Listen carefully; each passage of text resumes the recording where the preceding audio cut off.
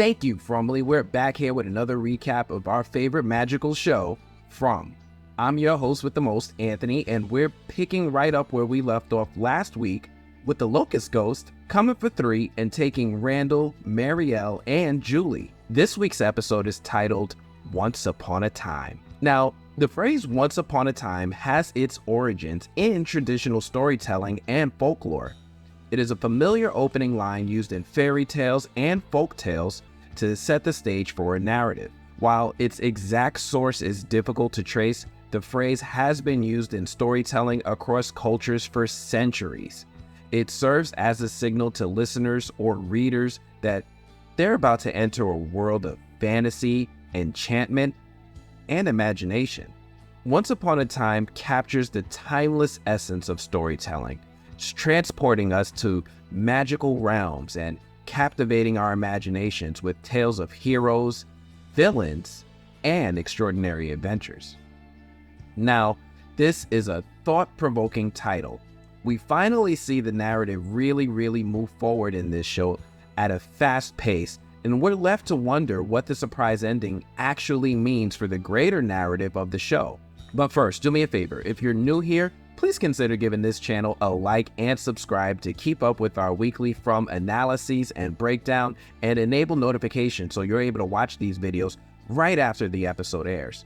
I want to thank all of you who have subscribed and helped this channel get the attention that I think it deserves. As I mentioned, my God-given goal right now is to reach 10,000 subscribers by the end of the summer, and with all of your help, we can get there.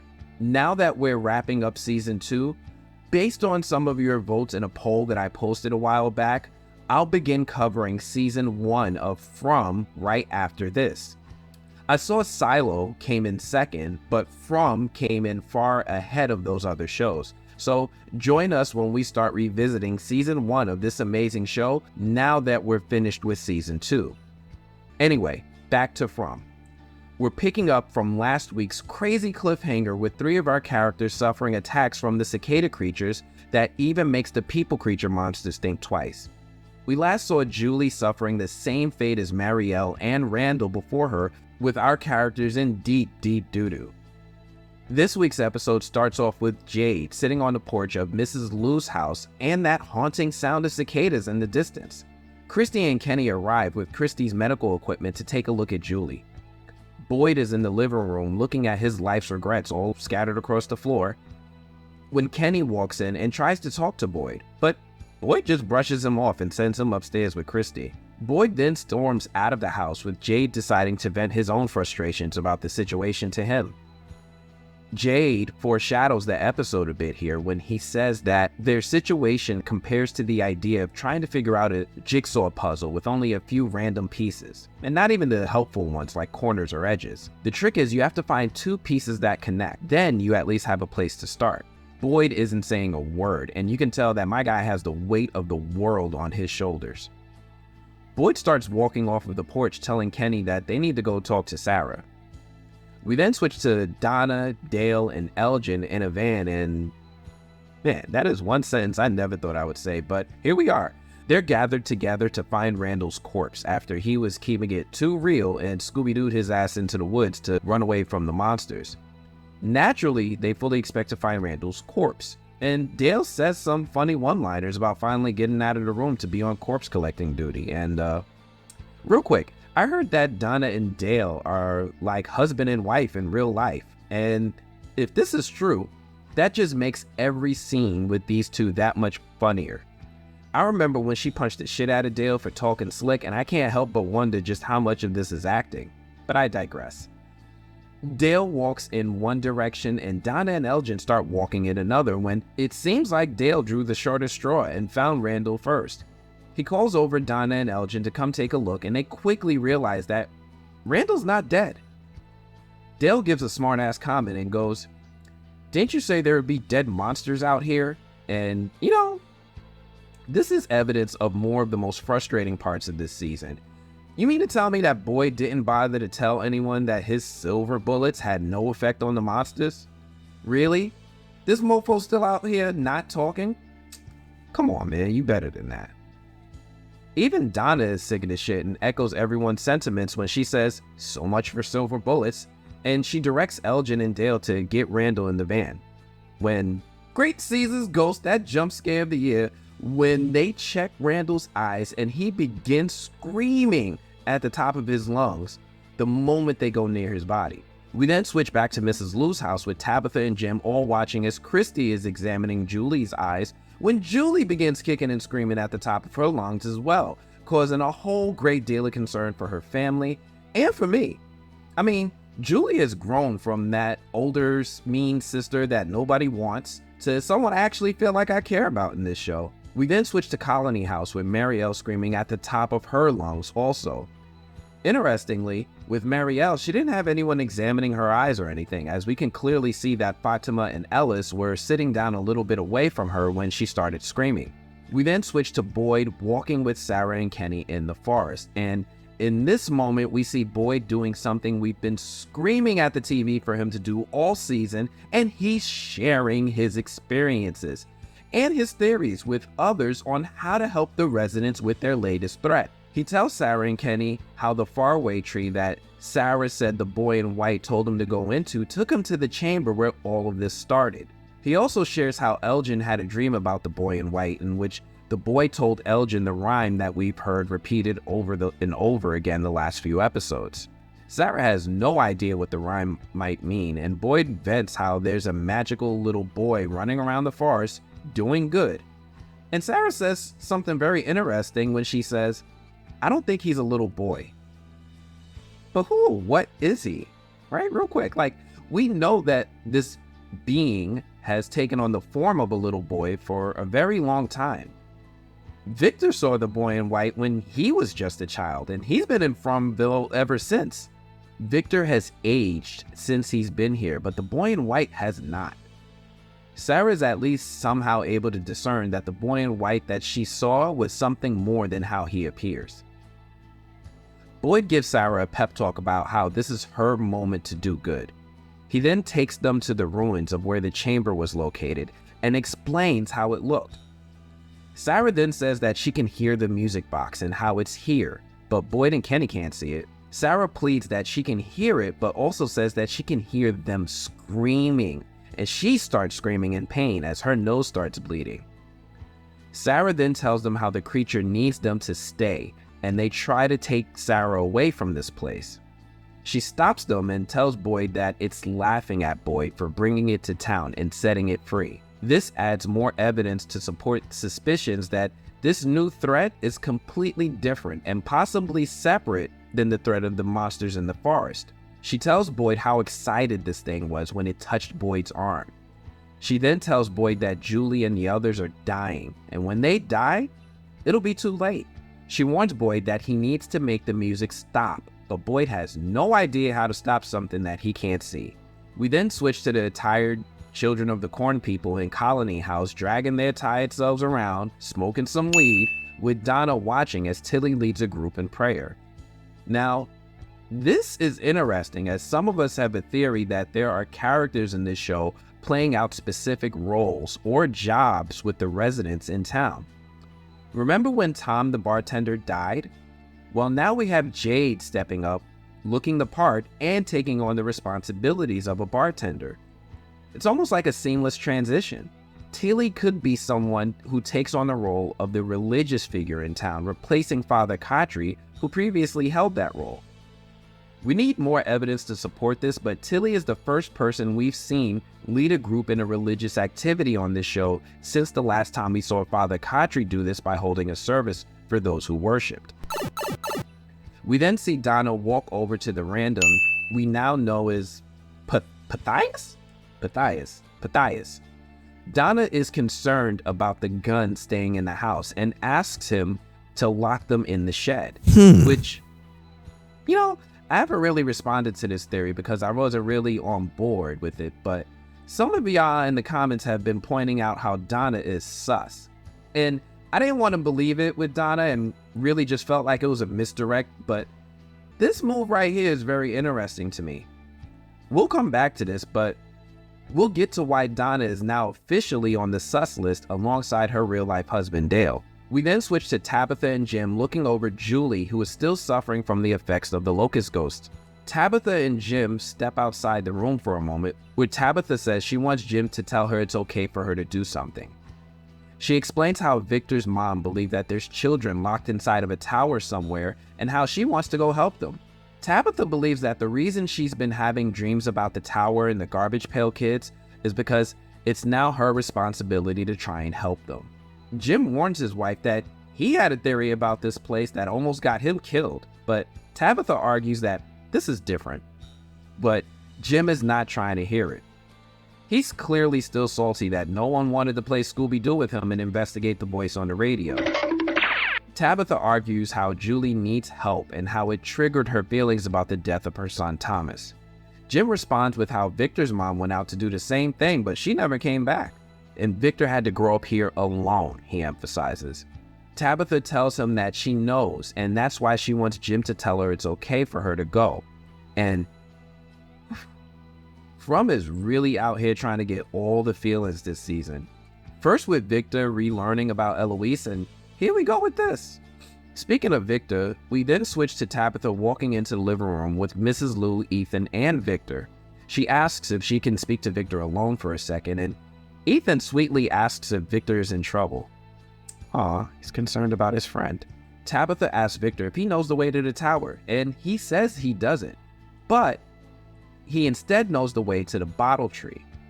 He shows Tabatha a drawing of a tree with bottles hanging from the branches and explains that the tree is the way to get to the tower. She then asks Victor if he can take her there, and he agrees. Jim then asks to speak with Tabatha in private, and she pleads with Jim that she needs to try this. Jim graciously agrees and hugs his wife goodbye. We then switch back to Boyd, Kenny, and Sarah in the forest looking for clues.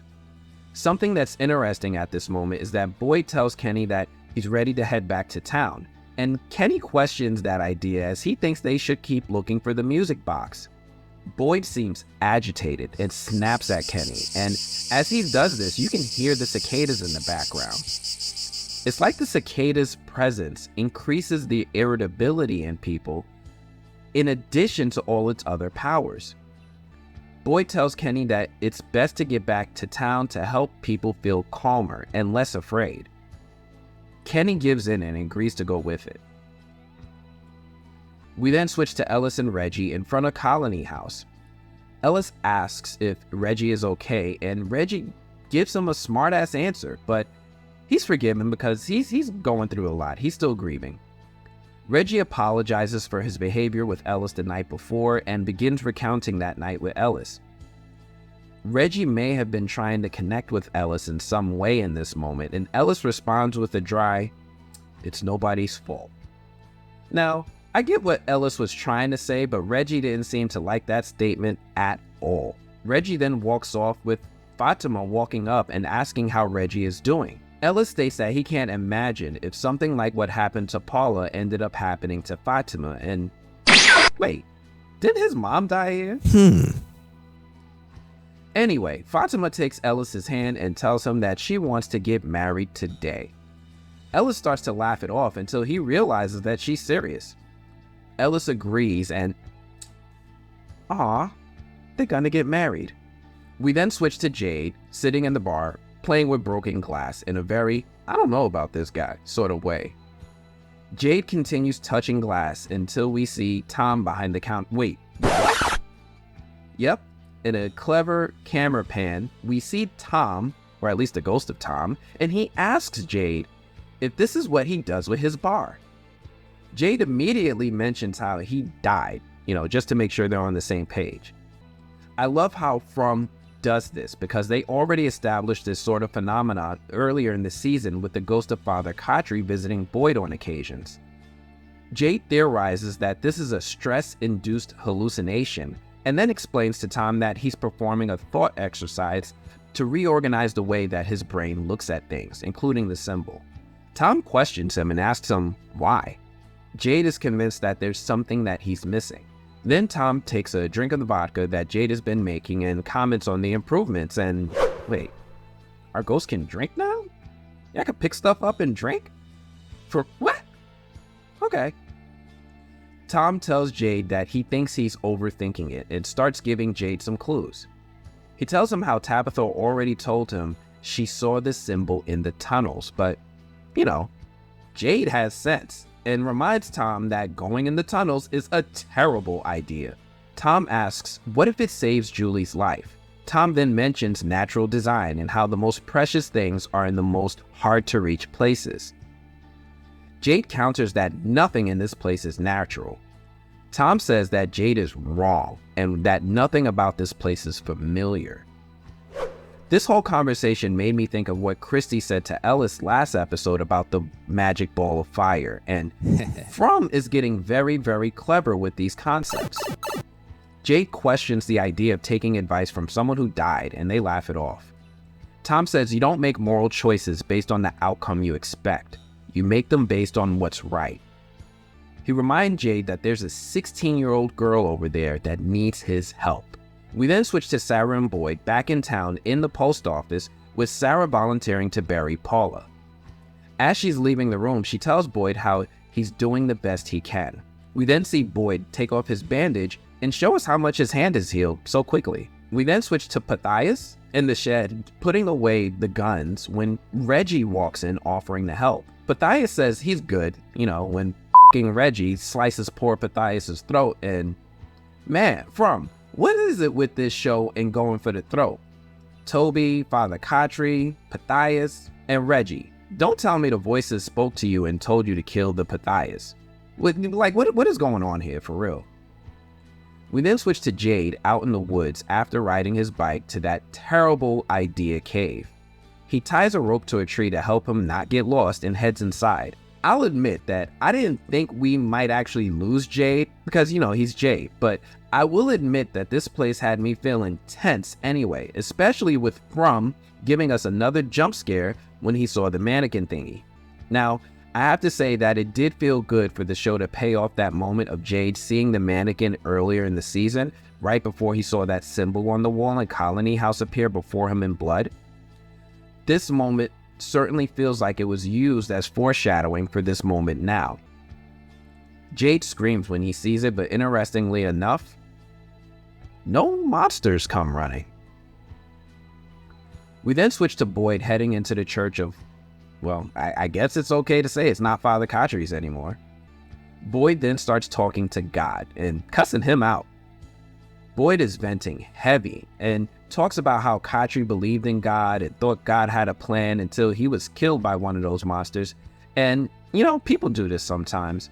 When bad things happen in life and they don't know what to do, they blame God. Boyd continues venting and cursing and venting and having the biggest pity party that I've ever seen when Donna walks in, conveniently, at that exact moment and cracks a joke to lighten the mood. We then switch to Christy watching over Mariele in Colony House when Kenny stops by for a visit. Christy tells Kenny how Mariele seems to be getting worse and how her body is getting cold. Christy also talks about how when Mariele got off the bus, she believed that there was a plan to this and how that they were meant to do something. But she seems to be giving in to fear and believe that they're all gonna die there now. I've never heard Christy sound religious before, but her statements are definitely giving me religious vibes. Nonetheless, she's giving in to despair and is starting to give up.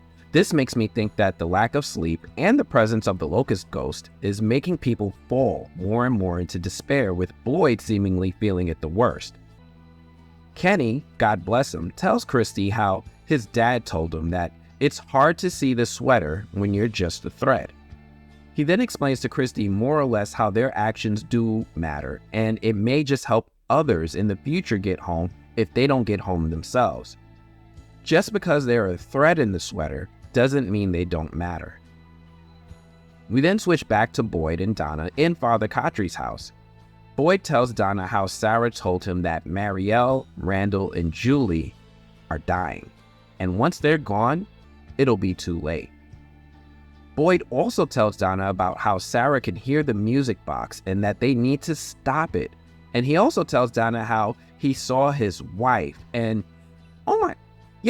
he's telling her everything. He's sharing. Boyd, the last person to share anything is sharing what he knows and what he's been through and what he's been seeing to Donna. And shit, this is the season finale. Damn it, From. I guess I'm in for season 3. I guess.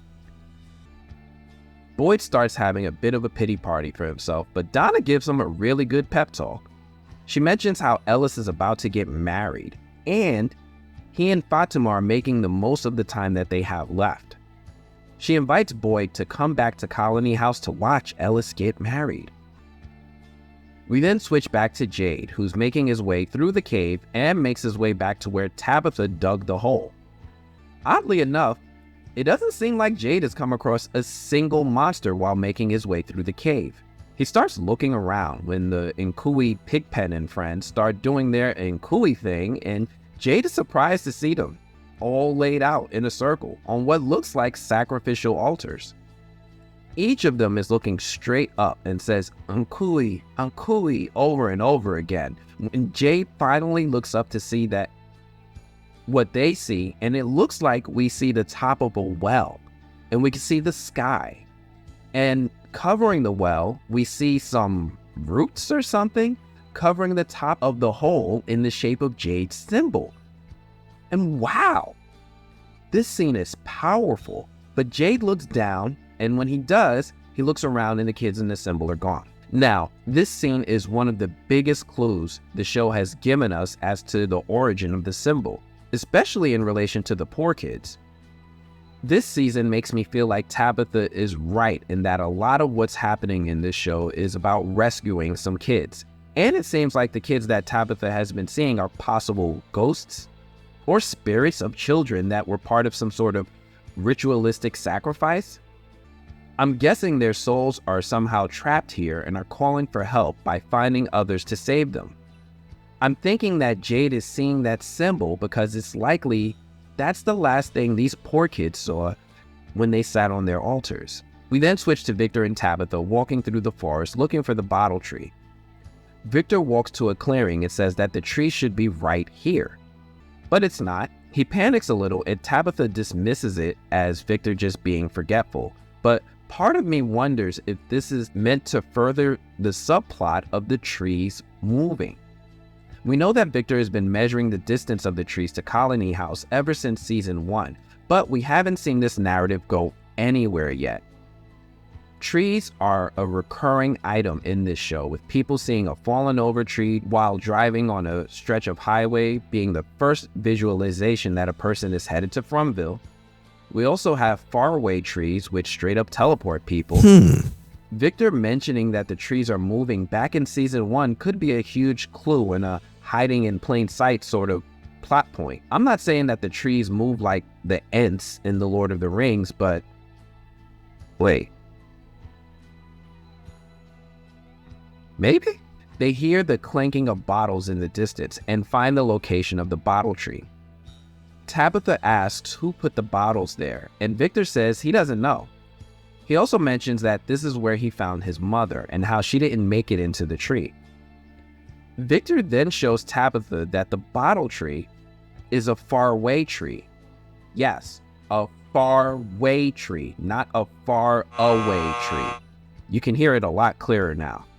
But yes, the glass bottle tree is a faraway tree, and he explains that faraway trees usually take you to different places and you never know where you'll end up. Victor's mother told him that this tree takes you to a specific location. It takes you to the tower. He opens the lunchbox and gives Tabatha some snacks instead of a gun, giving her a hug, and then sends her on her way.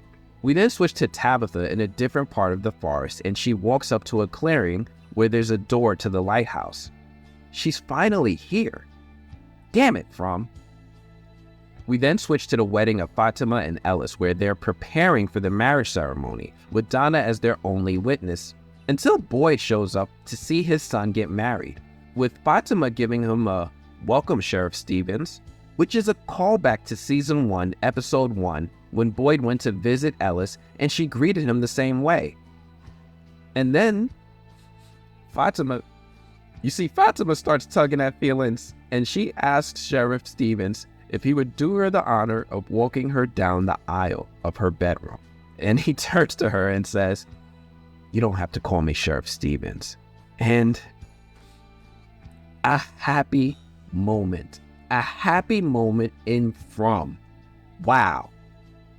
We hear Fatima and Ellis exchange some beautiful vows, handmade rings, and then Boyd gets lost in thought when he hears the term light and dark places, and makes a quick exit looking like he figured something out.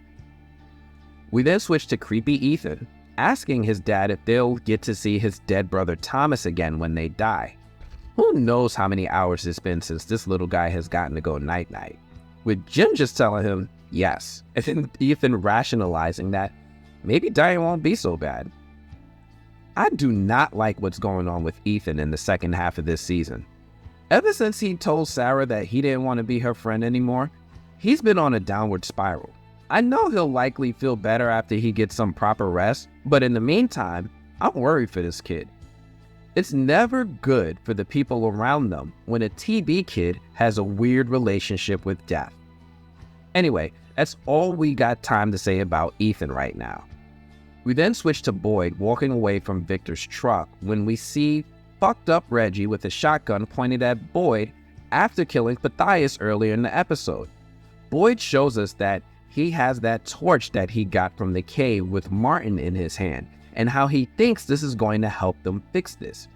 Pow! Reggie shoots first, and Boyd goes down having gotten shot, and Reggie gets in closer to finish the job when Boyd teaches Reggie that he should have went for the head, and pow pow, Reggie goes down. Boyd looks pretty messed up, but we still switch to him making his way to the building ruins that he was at with Sarah and Kenny earlier in the episode. Boyd lights the torch and whoosh, he's back in the dungeon. This is the same dungeon that we met Martin back in the beginning of the season. As Boyd looks around, he sees the music box in the corner of the room, walks a little further into the dungeon, and sees Randall, Mariele, and Julie chained to the walls. Boyd then walks back to the music box and prepares to break the box when Boyd hears the sound of his wife, Abby. The ghost of Abby shows up and gives Boyd an ominous warning that destroying the box will just prolong people's suffering.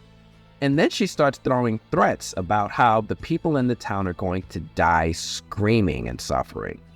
Now, we also see that the manifestations of Randall, Mariele, and Julie are just that, manifestations, with their actual bodies being where we left them, each in a different part of town, screaming at the top of their lungs, freaking everyone the F out. Abby then starts trying to tempt Boyd to just let it happen so that they can be together, and warns Boyd that it's not fear that feeds the forest, it's hope. Now, real quick, I find that line particularly interesting because she said that it's not your fear that feeds the forest. You know what? Let's just hold that thought. We then see Boyd start asking some smart questions about why this thing just let his wife come talk to him, and then finally makes his way to the music box and uses the torch to hammer it to pieces. The moment he does this, we see the three, Julie, Mariele, and Randall, start waking up from their comatose states. Julie wakes up to her family, Mariele wakes up to Christy, but man, I'm actually feeling sorry for Randall, who wakes up alone and seems to drop a thug tear. We then see Boyd back in the forest, now back in the ruins and celebrating his success. Boyd then sees the creepy dog that we sometimes see, and he barks at Boyd to get his attention to follow. We then switch to Jim and Julie, with Jim making Julie drink some water. We then see Ethan is drawing again, and I don't even have a theory on that. I hope that they're just regular drawings and not ominous, deathly drawings of things that will play out in future seasons, but we'll see. We'll also see that Ethan is like better than ever physically as he gets up and walks towards the door when he notices that the cicada sound is gone. Jim is pleasantly surprised by the news and walks to the door with them, hoping that it's over. Julie then asks her dad, "Where's Mom?" We then switch to Tabatha walking up the staircase of the lighthouse with one of the garbage pail kids giving her a "and cooey" for good measure. Tabatha makes her way all the way up, higher and higher, with the Nkui kids letting her know she's on the right track until she makes her way all the way to the very top of the lighthouse, where there's a torch lit in the center, shining the light out into the world. When we see the boy in white creep the F out of all of us when he starts talking. And he's like, "I'm sorry. I really am. This is the only way." And he proceeds to shove Tabatha out of the lighthouse window when she wakes up in the effing hospital bed. And what the? Tabatha wakes up with bruises on her face and sees a nurse see her wake up, and he says, "Just a moment," before he rushes out of the room.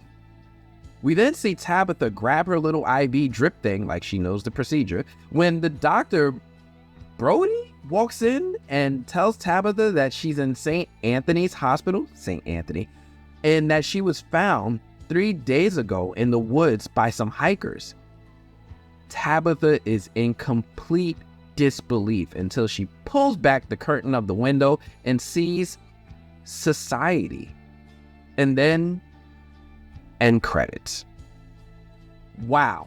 What an incredible episode. There is just so much to unpack about this episode that I can't wait to do it in future episodes as we look forward to hopefully a confirmed season 3. But wow, that ending right there is not what I think any of us was expecting or thinking would happen. What does it all mean? Why was Tabatha found on the side of a road? How did Boyd's magical torch all of a sudden take him back into the dungeon? When he initially left the dungeon, the torch was still lit and didn't transport him away. How did that work? Either way, this was a thrilling sequence of events that I wish played out in earlier episodes in the season, but they crammed it all in here. What will Jade do now that he's had a vision of the Garbage Pail Kids and the symbol in the middle of the caves under the town? Can people go to sleep now, and will this stop Ethan from being so cranky? What's next for Ellis and Fatima as they move forward as husband and wife? What's up, Anthony? Hey, how's it going, Corteone? Thank you so much. Of course, man. Very excited to talk to you. So I only got a little bit of time, so I'll move as quick as possible. Let's jump in. I'm gonna ask you some hard questions, though. Okay. Okay, I'm ready. I want to ask you a question that I asked Ricky, but he said I should ask Corteone because you would definitely know better than you. Oh, shit. What is it? Why is this show called From? Why did Ricky ask me? Why would he ask me? I think probably because we're all wondering where Ricky got those short ass pants from. I think that's in my mind, that would be the answer. Doug, I don't know. I got no idea. You know who I think you should pass it to? Have you talked to Harold yet? No, not yet. When you talk to Harold, tell him that I sent this same question to him and see what he says. I got that. All right, going around. All right, my next question is, from watching the show, I wanted to see if you could confirm a theory of mine. Now, is there a little bit of a sibling rivalry between Kenny and Ellis? Like, I almost noticed, like, it implied, like, brotherly beef between the two. Yes. I will say 1000% yes. I have this little theory. Look, if you go back to episode 1, season 1, episode 6, Kenny plays catch with my dad. Yeah. Before we even kind of reconciliate. And in my mind, because I'm not in that scene, but in my mind, I was in the woods just kind of standing. And I was just waiting. I'm waiting for my moment just to get my comeuppance, But the brotherly rivalry comes with the brotherly love. I mean, they're friends. They're brothers. I mean, it goes deep. It goes really deep. Although we see them chat every now and then, they're really there for another. And I think the central piece to it is Boyd. And he knows that these people need somebody to be there for them. And I think that's what Boyd gives. And he never stops giving that. So as much as there is a rivalry, Alice is probably like, man, this guy's dad just died. My mom just died, or, a little while ago. And as much as it pisses him off, he's probably like, I'm gonna let them do what they need to do. You know, it's kind of sweet. My next question, what would you say is the biggest similarity between you, Corteone, and your character, Alice? I would say, I don't know. You know what it might be, and it maybe even be one of our flaws, is that I'm a hard guy to change. I think everybody, including the town, wants people to be a certain thing because it'll make things easier. But sometimes it goes against like everything you're feeling. You know, in the way that when Alice was dealing with his mom, everybody wanted him just to be strong and understand why his dad had to do these things. And if I was in his position, I would react the exact same way, for better or for worse. But that's just because I know what it's like to be in your 20s feeling grief. And I think I see where his pain comes from. And I see why he feels so deeply, because I feel like depending on what I'm dealing with, I may be in the same boat, you know? Okay. Yeah. Now, that thank you for that. That almost segues into my next question. Can you describe any scene, whether it's season 1 or in season 2, that was difficult for you to film, and why? You know, there may be two. The first kind of obvious one, for me, obvious, may be the scene with my mom, and when my dad has to kill her, and we go off into the woods and we have that conversation. But episode 6 of season 2 was crazy. Like it was so insane having to deal with being stabbed. I hope you run this after episode 6. Stabbed and then carried, all the surgery and the physicality of that, and then also really like being with the person I love the most. And there's all of these things kind of going through your mind, and that was a lot because we shot really long days. It was like 2 weeks of just getting that whole kind of sequence knocked out of the park. It turned out so wonderfully, which I'm so happy about. But that is definitely the most challenging day of set I've ever had. Okay. I'll definitely wait till after episode 6. Okay, yeah.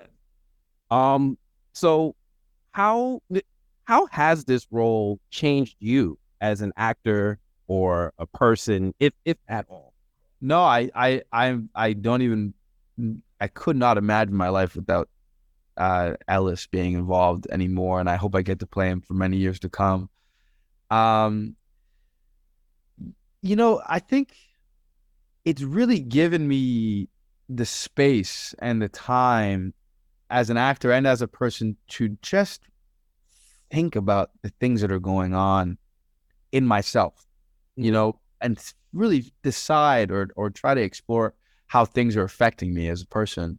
Because that was at its core, I think that's the journey that I've had to go on with Alice is, you know, you react to something and then you continue to live through that reaction. And that can only go so far. But when you start from that reaction point and you start to think introspectively and be like, why did I react that way? How do I actually feel about this? And how can that better not only myself, but the people around me and the people I love?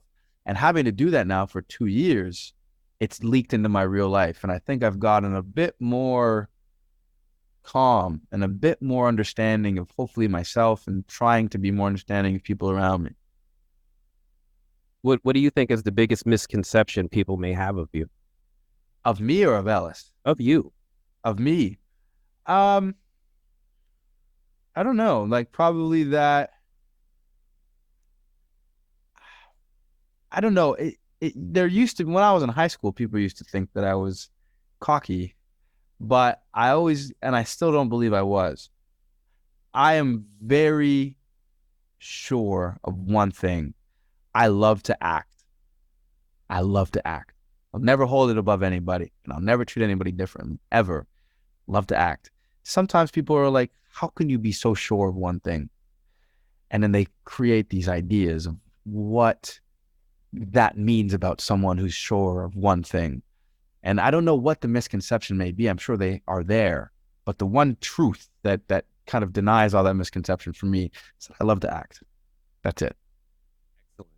Well, thank you so much for your time. I know you've got a busy day ahead of you. From one member of the FROMily to the other, I really appreciate everything that you're doing and the presentation that you're giving to us of people that look like us on television. So thank you so much for that. Thank you, bro. I'm so happy. I've been able to talk to quite a few fellow Black folk today, and it's such a surprise. Every time you keep popping up on screen, I'm like, oh, yes, this is so tight. So tight. Well, I really appreciate it. Thank you so much for your time. You have a great one. Thank you, man. You too. Hope to hear from you soon. Anyway, that's all we have for this one. But as usual, if you're new here, please do me a favor and consider giving this video a like. And before you go on to your next video, please go ahead and subscribe so you can join the FROMily as we recap and break down season 1 of the hit show From. And we'll have these coming until we get all the way caught up with where we started with season 2. So yeah, subscribe with those notifications. I'm going to have to check you guys later. Peace.